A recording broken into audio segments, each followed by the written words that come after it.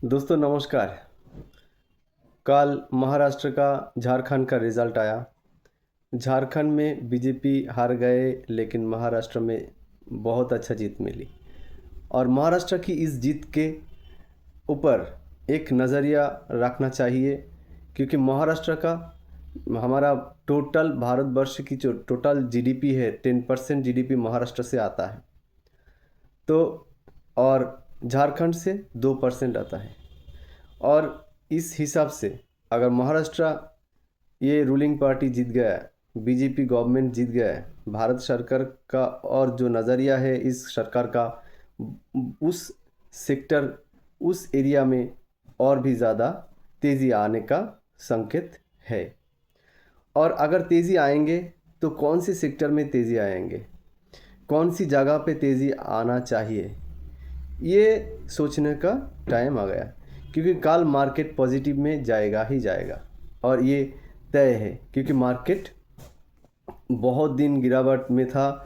और ये रिज़ल्ट के लिए, इलेक्शन के लिए मार्केट थोड़ा सहमा हुआ था, क्या करे ना करे इस विषय में था। और अब महाराष्ट्र की रिज़ल्ट आया और धमाकेदार रिज़ल्ट आया, क्योंकि बीजेपी का अलायंस वहाँ पर बहुत अच्छा रिज़ल्ट किया है।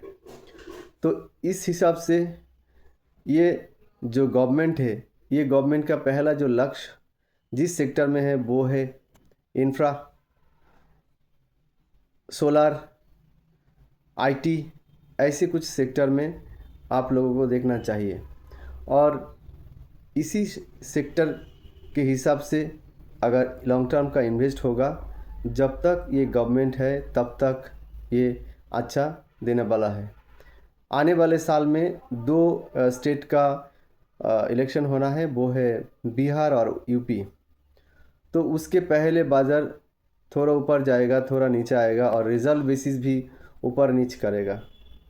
और मैंने जैसे किया है वो है कि कुछ कुछ ऐसे अच्छा स्टॉक जिसका मैनेजमेंट अच्छा है, जिसका वैल्यूएशन अच्छा है, उस सेक्टर में इन्वेस्ट करना चाहिए और इन्वेस्ट करके छोड़ देना चाहिए।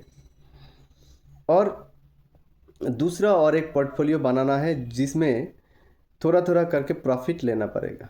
और प्रॉफिट लेना बनता है, बहुत बड़े बड़े इन्वेस्टर भी प्रॉफिट लेते हैं।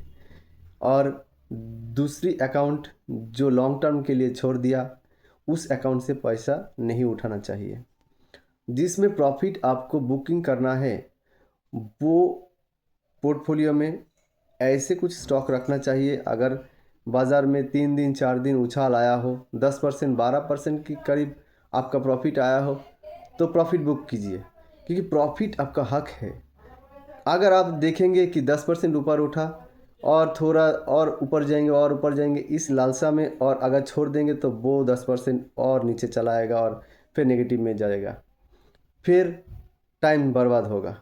तो इस बर्बाद के चक्कर में प्रॉफिट लेना मत भूलिए, प्रॉफिट लीजिए।